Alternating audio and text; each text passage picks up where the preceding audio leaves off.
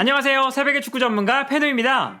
오늘은 K리그 1 1라운드에서 완벽한 경기력을 보여줬던 울산의 경기를 살펴보려고 하는데요.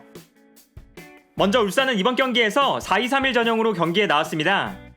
그리고 울산의 축구에서 가장 재미있는 특징은 후방 빌드업 상황에서 신진호와 윤빛가람이 번갈아가면서 수비라인으로 내려와 준다는 것인데요. 경기 장면을 보면 이러한 특징을 확인할 수 있습니다. 이 장면을 보면 윤빛가람이 수비라인으로 내려오고 중앙 수비수들과 함께 3백과 같은 형태가 만들어지는 모습을 볼 수 있습니다.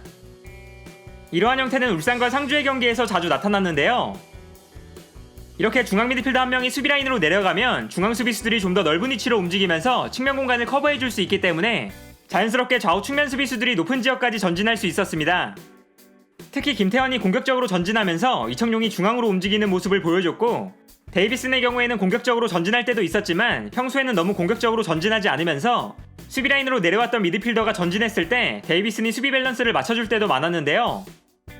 따라서 경기 장면을 보면 윤빛가람이 수비라인으로 내려왔을 때 중앙 수비수들이 좌우로 넓게 퍼져서 위치하게 되면 이때 김태환과 데이비슨이 측면 지역으로 높게 올라가는 모습을 볼 수 있었습니다.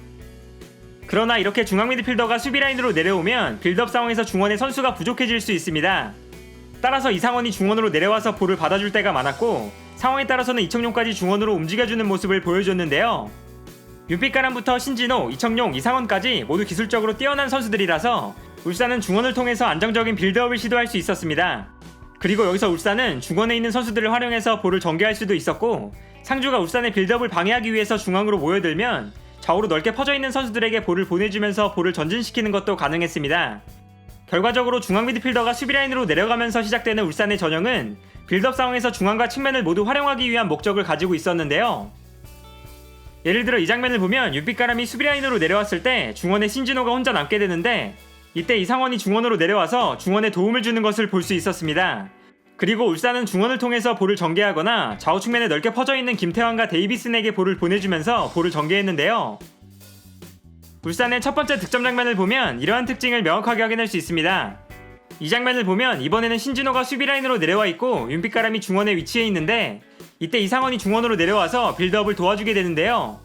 이상원이 중원으로 내려오면서 상주가 이상원의 움직임을 순간적으로 놓쳤고, 울산은 이상원을 통해서 볼을 전개할 수 있었습니다. 그리고 이상원은 수비라인에서 올라오는 볼을 받아서 측면에 있는 김태환에게 전달했는데요. 이청용이 중앙으로 들어오면서 상주의 측면 수비를 중원으로 끌고 들어왔기 때문에 김태환이 자신의 스피드를 살려서 편안하게 달려나갈 수 있었습니다. 다음 장면을 보면 이렇게 김태환이 볼을 몰고 올라갔을 때 주니오가 수비 뒷공간으로 침투해 들어갔고, 김태환이 주니오에게 패스를 보내줬는데요. 김태환의 패스를 받은 주니오가 득점을 만들어내는 데 성공했습니다. 울산의 빌드업 과정을 명확하게 확인할 수 있었던 득점 장면이었는데요. 또한 울산의 빌드업 과정에서 인상적이었던 것은 빌드업 패턴을 다양하게 가져갔다는 것입니다. 미드필더가 수비라인으로 내려와서 빌드업을 진행할 때 상주가 울산의 후방 빌드업을 방해하기 위해서 수비라인을 끌어올리고 강한 압박을 시도했는데요. 이때 울산은 중앙 미드필더가 수비라인으로 내려오는 형태를 고집하지 않고 오히려 중앙 미드필더 한 명이 높게 전진하는 모습을 보여줬습니다. 그리고 울산이 높은 지역에 선수를 많이 배치하면 자연스럽게 상주의 수비라인은 뒤로 물러날 수밖에 없었고, 이때 수비라인이 편하게 볼을 소유할 수 있는 상태가 되는 것인데요. 예를 들어 이 장면을 보면 신진호와 윤빛가람은 수비라인으로 내려가지 않고 윤빛가람은 전방으로 달려나가기 시작합니다. 따라서 상주는 울산 선수들이 전방에 많이 배치되어 있기 때문에 섣불리 울산의 수비라인을 압박하러 올라갈 수 없는 것인데요.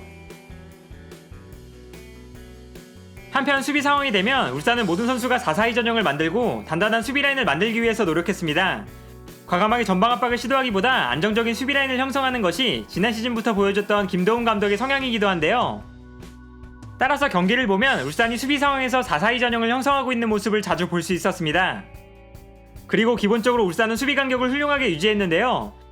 선수들이 수비 간격을 촘촘하게 유지하고 있었기 때문에 상주가 수비라인 안으로 볼을 전개하면 곧바로 상주의 공격수를 둘러싸면서 강한 압박을 시도할 수 있었습니다. 또한 울산이 단단한 수비라인을 형성했을 때 인상적이었던 것은 수비에 성공한 이후에 위협적인 역습을 보여줬다는 것입니다. 이때 효과적인 역습을 진행할 수 있었던 것은 전방에 주니오라는 좋은 공격수가 있었기 때문인데요. 주니오는 기본적으로 187cm라는 큰 키를 바탕으로 하는 제공권, 그리고 동료 선수들에게 좋은 패스를 보내줄 수 있는 훌륭한 연계 능력을 동시에 갖춘 선수입니다. 따라서 울산은 수비에 성공한 이후에 주니오에게 한 번의 패스를 보내주고, 주니오가 주변에 있는 동료 선수들에게 머리로 볼을 떨어뜨려주거나 볼을 소유한 이후에 주변에 좋은 패스를 보내주면서 역습이 시작되는 경우가 많았습니다. 그리고 주니오가 볼을 떨어뜨려줬을 때 중요했던 또 다른 포인트는 전방에 김인성이나 김태환, 이상원까지 볼을 가지고 빠르게 달려나갈 수 있는 선수들이 많았다는 것입니다. 결과적으로 울산은 수비에 성공했을 때 주니오가 볼을 떨어뜨려주고 발이 빠른 선수들이 전방으로 달려나가는 패턴으로 빠른 역습을 진행했는데요. 울산의 역습 장면을 보면 이러한 특징을 자주 확인할 수 있었습니다. 울산이 수비에 성공하면 주니오에게 볼을 보내주고 주니오가 상대 수비수와 볼을 경합하면서 주변에 있는 동료 선수들에게 패스를 보내주는데요. 두 번째 득점이 바로 이러한 상황에서 나왔습니다. 이 장면에서도 울산이 역습을 전개할 때 주니오가 볼을 잡게 되는데 이때 주니오가 달려나가는 김인성에게 볼을 건네주게 됩니다. 그리고 김인성은 주니오가 보내준 볼을 받아서 전방으로 달려나가는데요. 김인성의 발이 워낙에 빠르기 때문에 상주의 수비수들이 김인성의 스피드를 따라잡지 못했고 결국 페널티 에어리어 안에서 유니폼을 잡아당기는 반칙을 범하고 말았습니다. 그리고 김인성이 얻어낸 페널티킥을 주니오가 침착하게 마무리하면서 울산의 두 번째 골을 득점했는데요. 이처럼 울산은 볼을 가지고 있을 때는 준비되어 있는 빌드업 패턴을 활용해서 훌륭한 빌드업 과정을 보여주고 볼을 가지고 있지 않을 때는 단단한 수비와 빠른 역습 패턴으로 득점을 만들어냈습니다. 그리고 두 골을 실점한 상주가 공격적으로 전진했을 때 울산은 세 번째 골까지 만들어냈습니다. 상주의 수비 라인이 올라와 있을 때 주니오가 순간적으로 수비 뒷공간을 파고들었는데 이때 데이비슨이 정확한 패스를 보내주면서 주니오에게 결정적인 찬스가 만들어졌는데요. 이때 주니오가 욕심을 부리지 않고 반대편 측면에서 뛰어들어가는 이상원에게 결정적인 패스를 보내주면서 울산의 세 번째 골이 만들어졌습니다. 또한 마지막으로 윤빛가람이 환상적인 중거리 슈팅으로 득점을 만들어내면서 울산이 경기를 4대0으로 만드는 데 성공했는데요. 윤빛가람의 득점을 마지막으로 경기가 4대0으로 종료되었습니다. 오늘은 이처럼 울산의 경기를 살펴봤는데요. 울산은 리그 1라운드부터 공수장면으로 굉장히 훌륭한 모습을 보여줬고 그 결과 4대0이라는 대승을 거둘 수 있었습니다. 지난 시즌 아쉽게 우승을 놓쳤던 울산, 과연 울산이 이번 시즌에는 우승이라는 목표를 달성할 수 있을지 아직 1라운드밖에 지나지 않았지만 이번 시즌 울산의 경기를 주목해볼 필요가 있지 않을까 합니다. 오늘 영상은 여기까지고요. 시청해주셔서 감사합니다.